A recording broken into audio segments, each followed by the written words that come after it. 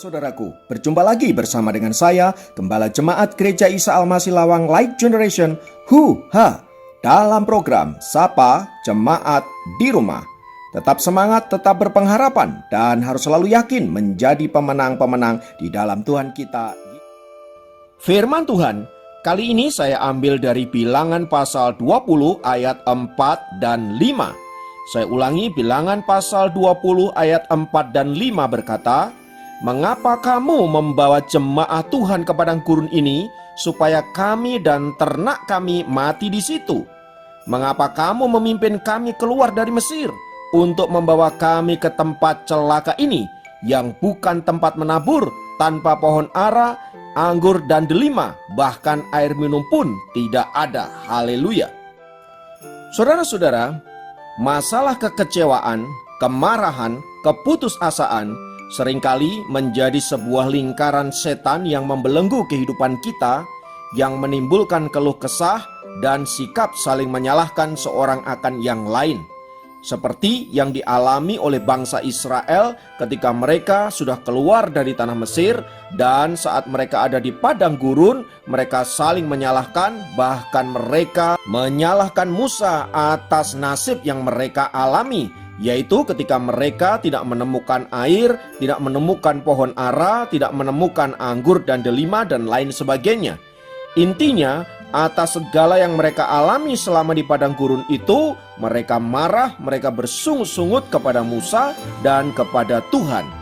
Hal itu terjadi karena mereka melihat kenyataan bahwa di depan mata mereka terhampar padang gurun yang luas, tidak ada pohon-pohonan, tidak ada makanan, tidak ada air, dan bisa jadi tidak ada masa depan.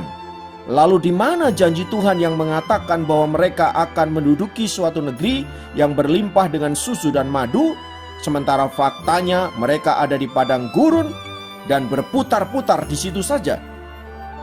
Atas hal itu, saudara-saudara, mereka marah kepada Musa dan marah kepada Tuhan. Mereka mempertanyakan, di manakah Tuhan saat situasi seperti ini terjadi? Dan benarkah Tuhan yang menuntun mereka keluar dari tanah Mesir? Benarkah semua ini atas kehendak Tuhan? Dan lain sebagainya.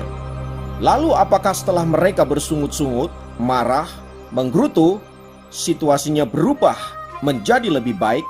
Lalu Tuhan memberikan pertolongannya dan memberikan berkat-berkatnya? Ada kalanya demikian. Tapi tak jarang Tuhan membiarkan mereka ada dalam kondisi seperti itu. Mengapa itu semua dilakukan oleh Tuhan? Semua itu dilakukan untuk membentuk dan memproses sikap hati dan iman percaya mereka kepada Allah Yehova. Apakah mereka sungguh-sungguh percaya kepada penyertaan Allah? Apakah mereka sungguh-sungguh percaya akan kemahakuasaan Tuhan? Atau mereka hanya memikirkan masalah mereka sendiri, perut mereka sendiri, keinginan mereka sendiri? Itulah sebabnya, saudara-saudara, kadangkala Tuhan membiarkan bangsa Israel ada di dalam kesulitan di padang gurun, dan Tuhan sengaja membiarkan mereka sedemikian rupa. Saudara-saudara, dalam hidup ini kadangkala memang Tuhan sengaja membiarkan kita ada dalam masa-masa yang sulit, karena Tuhan punya rencana yang jauh lebih indah, jauh lebih besar dari apa yang dapat kita alami. Seperti ketika Yesus di atas kayu salib dan berseru, "Eloi, Eloi, lama sabaktani?" "Allahku, Allahku, mengapa engkau meninggalkan aku?" Apakah ketika Yesus berseru demikian, lalu tiba-tiba Tuhan memberikan pertolongannya, melepaskan ia dari atas kayu salib, lalu menghukum orang-orang yang melakukan penyalipan kepada dirinya? Tidak, bukan? Bahkan kita tahu akhir kisah dari penyalipan Yesus, bagaimana kemudian ia harus mati dengan cara mengenaskan itu, saudaraku. Namun di balik peristiwa itu, kita semua tahu bahwa karya salib Kristus itu justru memberikan pengampunan dan pemulihan bagi setiap orang yang percaya kepadanya. Artinya, dengan kata lain, Tuhan sengaja membiarkan semua itu terjadi karena Tuhan punya maksud yang jauh lebih besar dari apa yang sedang kita alami.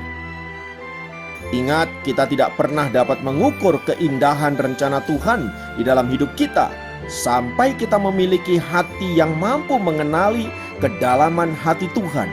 Artinya, kita tidak menilai Tuhan berdasarkan apa yang kita alami, melainkan memberi tempat sepenuhnya bagi Tuhan untuk menyatakan dirinya melalui situasi yang kita alami tersebut. Karena sekali lagi, Tuhan punya rencana yang jauh lebih indah, jauh lebih besar dari apa yang dapat kita pikirkan dan kita bayangkan.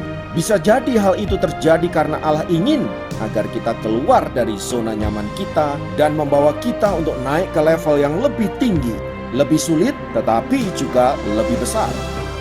Karena itu saudaraku yang dikasihi Tuhan, jangan berfokus pada apa yang dilihat oleh mata kita, seperti yang dialami oleh bangsa Israel itu.